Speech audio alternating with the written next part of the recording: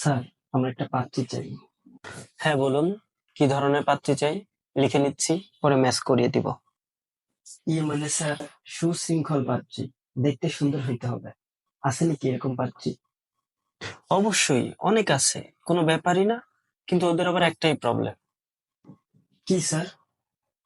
পাত্রকে সুদর্শন হইতে হবে, মানে ছেলেকে সুন্দর হইতে হবে। এই একটা জিনিসই কমতি আছে আপনার মাঝে। তা বলুন, আপনি কেমন পাত্রী চান? মানে পাত্রীর গায়ের রং কেমন চান? মানে স্যার, রং নিয়ে কোনো ব্যাপারই না স্যার। যে ফর্সা হইতে হবে, শ্যামবর্ণের হইতে হবে, আমি এগুলো দেখি না স্যার। বাহ, ভেরি গুড ভেরি গুড। তাহলে ফর্সামে না হলেও চলবে, তাই তো? হ্যাঁ স্যার, শুধু টুকটুকে ফর্সা হলেই হলো।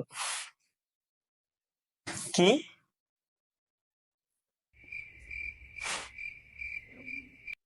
তা বলুন, শিক্ষাগত যোগ্যতা? স্যার নেই।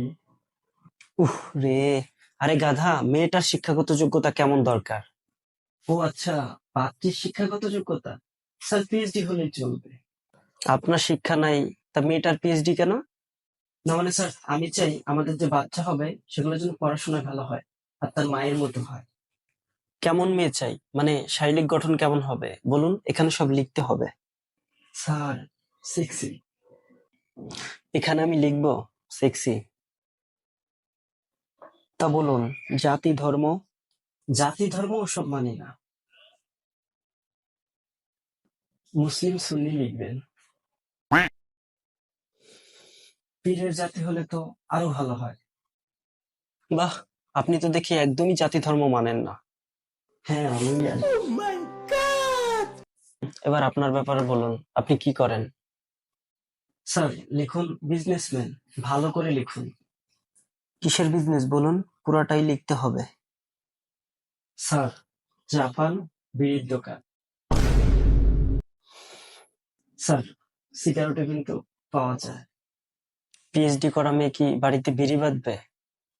চাইলেই করতে পারে, ফুল ফ্রিডম তার, ফুল সাপোর্ট আছে আমার।